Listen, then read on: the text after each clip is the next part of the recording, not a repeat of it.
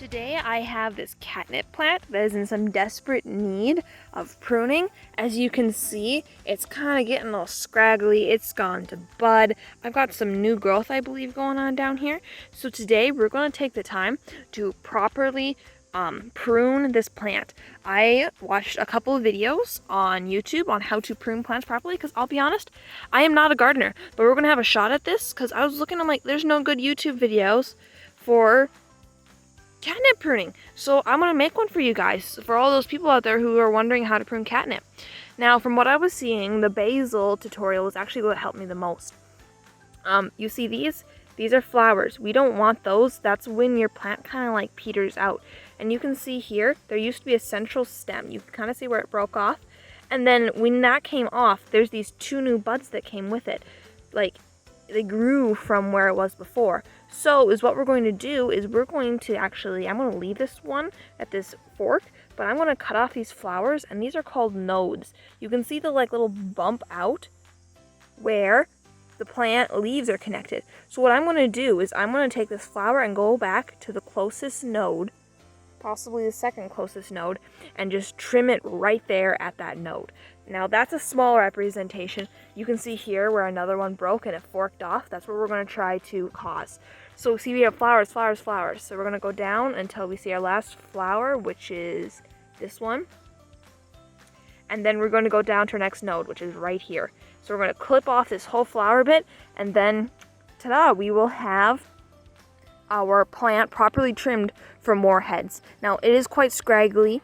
The video also mentioned not to trim more than a third of your plant, or half, probably about a third. I'm going to go with a third to be safe, because you don't want to stunt your plant, because if you stunt it, then it's going to stop growing. So we're going to be kind of gentle, and I'll be right back after I have trimmed this.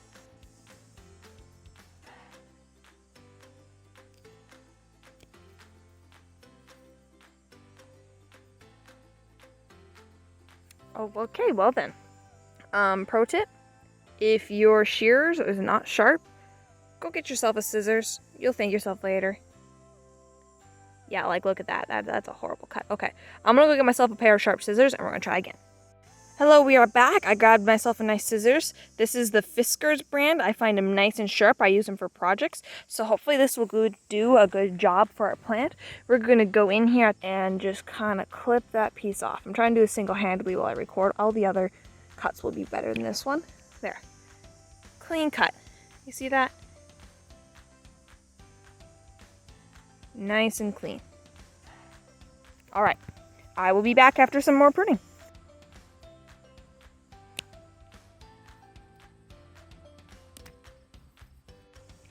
Alright everybody, I have now gone through and trimmed off and clipped and done all the pruning on this plant that I'm going to for now, because again, I'm trying to avoid stunting this plant. So, I have a couple more things to say. One, I am not a professional gardener. I do not garden. I kill the majority of things that I work on. So if any of this is going, that doesn't sound right, go look it up. I'm just going based off what I've heard. One other thing, I have collected all my catnip scraps. So I'm going to go inside and I'm going to dry these for my cats, which is why I got this plant in the first place.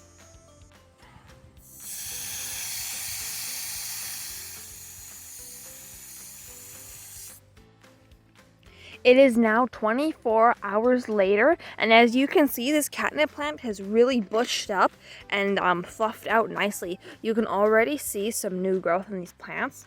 A little bit of this flower's come back, so I'm going to go ahead and clip that back off. And as I said, it is day number 2. I have not done anything with my catnip buds yet, so I was looking up some stuff on how to dry catnip. You can do it in the microwave for 15 to 30 second intervals in what appeared to be like a paper towel or a microwave safe container. I'm going to do it in the oven because it's not that much longer and I'm not going to burn it as easily. You get to put it in the oven for 10 minutes, laid evenly on a baking sheet. It'll kind of rustle them around and then flip them over, and you'll do it for another minute or so until it's nice and dry. And again, stopping before you burn the catnip, because obviously your cat's not going to want burned catnip. So I'm going to go ahead and I'm going to take the flowers off because it appears cats prefer the leaves. I'm also going to discard the stems and the flowers. I'll be right back.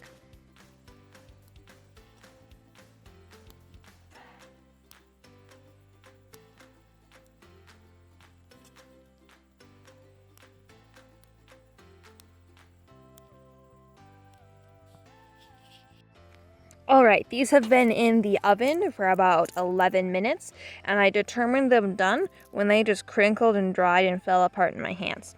Obviously, if yours are laid thicker, they may need more stirring or flipping depending on how big your pieces are until they are completely dry. These I have dubbed dry, as I said, because they just fall apart in my hands. The next step is to put these in a jar to store. I'm going to use a glass jar with a canning lid so they stay nice and tight and fresh.